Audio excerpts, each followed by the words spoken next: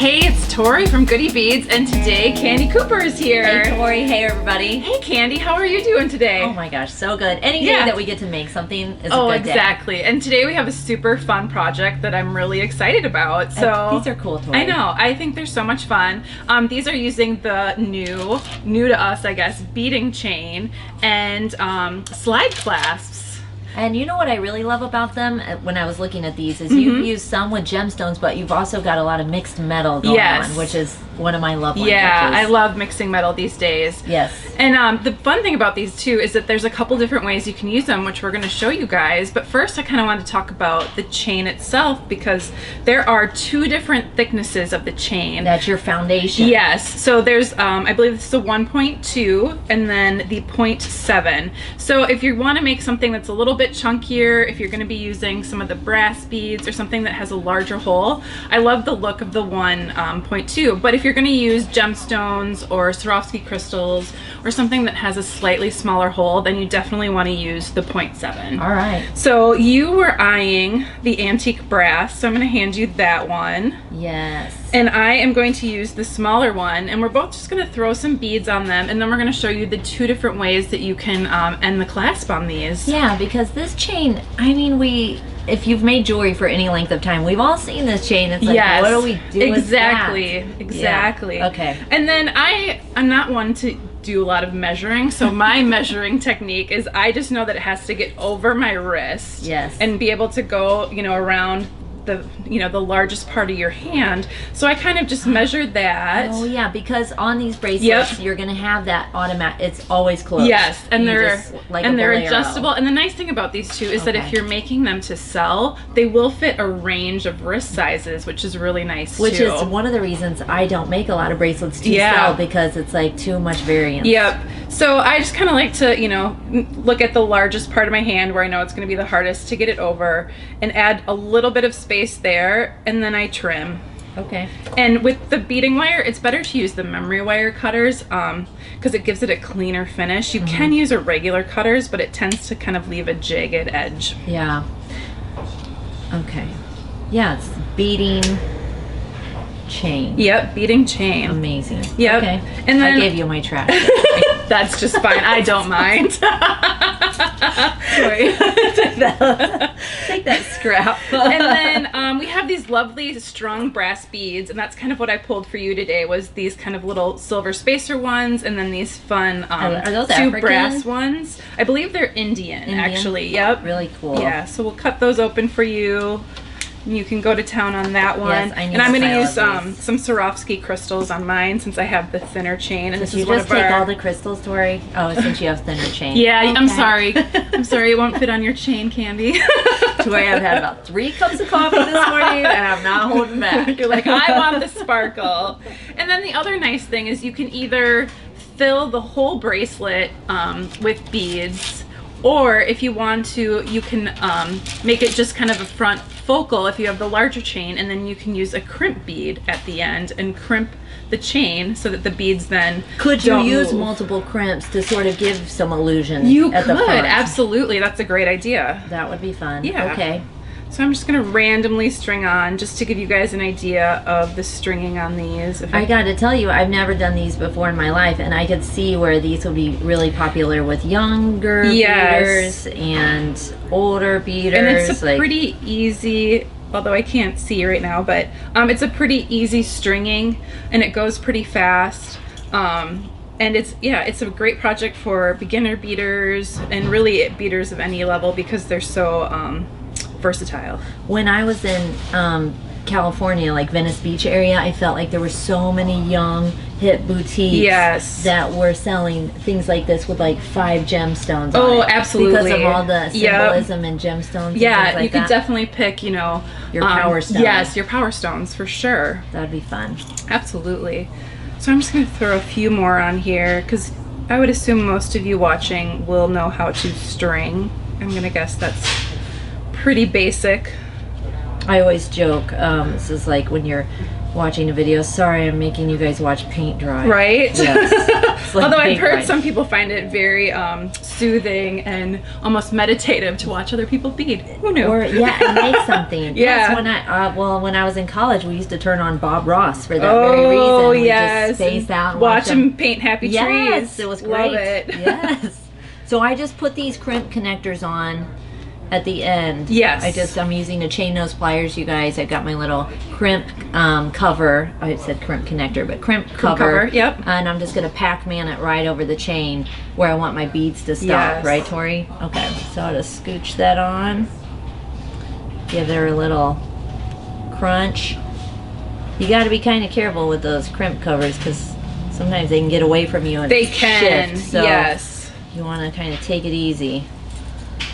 And I kind of like the idea of leaving a little bit of space. Yeah, so they still have a little bit of movement. Yeah, not too rigid. I think that's something when you string beads, we were talking about that yesterday. When you string beads, you always want to give them a little wiggle room so that you get a nice drape, especially on tinier like wrist curves. They're a little bit sharper than a necklace. Oh, all that wisdom. Yes. Okay. And then I've just got a few Swarovskis strung on here. This is neat. Okay, I love that. And I'm going to give you a silver clasp to go with your silver beads. Yes, my little accent. Yes. Put that there.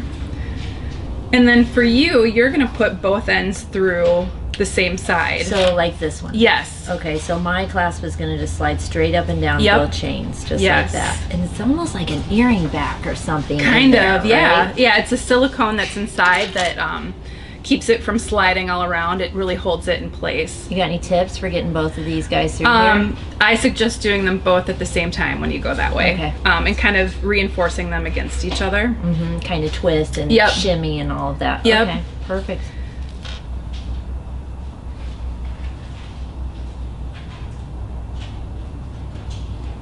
Yep, twist, push, pull. Push, pull, look at it, thread it. And I feel like sometimes in this situation, it's good to kind of push against the rubber stopper and kind of wedge that chain down in while so that you can kind of get that second one at least started. Yeah, these are cute. Oh my gosh, I can't. And then if you get a little bit through and you kind of want to pull the rest through, you can use a pliers to kind of pull that end out. Yeah, guys, that really worked to kind of put some pressure on that one side and pull it on through. Yeah, perfect. Got it. Lovely. And so then I'm going to do the other way, which is going one from either side. So you end up you're crossing this so you're way. crossing this way. Perfect. And mine is a little bit smaller, so let's see if we can have you guys see it. I don't even know if I can see it, but you just start with one side going through. And then on this one, I like to pull a lot through because I'm going to have that chain help me pull it back the other way.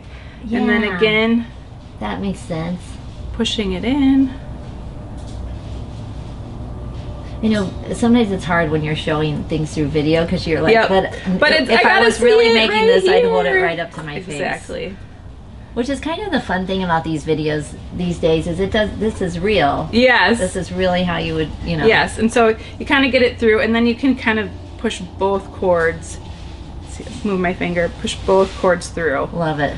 So that you're pushing them both through and then you pull them like that. Yeah. You want that tight connection because that's going to be what holds your so it can be a little on. difficult to get it in there, but then your bracelet's not going anywhere. You know it's not going to slip off. Can you use these with other materials other than beading chain? You can. There's anything that's of the correct bead chain size. So I do have a Rolo box chain that you can use it with.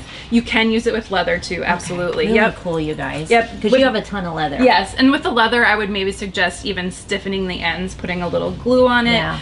Trimming it to kind of an edge and then putting it through. I feel like I've seen them with really heavy like silk too. That's possible. And I bet you could use a beading needle to pull it through. That's a great idea. Yeah, let's try that later, Tori. Okay, let's do it. And then to finish it off, you're going to use just some end caps. So you are gonna glue your end caps on. Would you like silver or antique brass? Antique brass. All right, there you are. Thank you. And you're gonna use the super new glue, and you just need a little dab in the end. Okay. And I usually either stick my chain in the glue, or you can kind of dip it into the I love that you're trusting me over these nice like bead mats. I gotta switch hands, guys. I'm gonna even hold it with my pliers because I cannot be trusted with adhesive. And then on the thinner chain, I'm gonna use actually a crimpable end cap. Crimpable end cap? Yep. Sure, Tori. Give me the super glue. You picked the chain. Really nice. Okay, but it's not okay, guys. That's not bad. The chain fits really nice. It's not. And I would say a tip is to double check and make sure your end caps fit your chain, because sometimes, especially if you're cutting it not with like I said, with the memory wire pliers, you get a cleaner end. Yes. If you're using a regular cutters, your end might get a little jagged, and it might be harder to get them in the end caps. So just kind of double check before you put your glue on your end to make sure it's going to fit in there, because you might have to make another little cut on it. Okay. Yeah. So easy. Yeah, and then I'm gonna borrow those pliers and I'm just gonna crimp down on this one.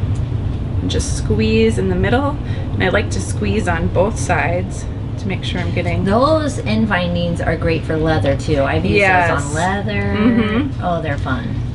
So yeah, and then you have your little loop, and you can add all sorts of fun tchotchkes. You can add crystals, you can add other metal beads, you can add tassels. You have tons of options there. I see so much potential with these for like your initial charms or personalization with these. This was really fun. Well, great. I'm glad, we got to play with something new today. Yeah. Excellent. Well, thanks everyone, and we'll see you next time.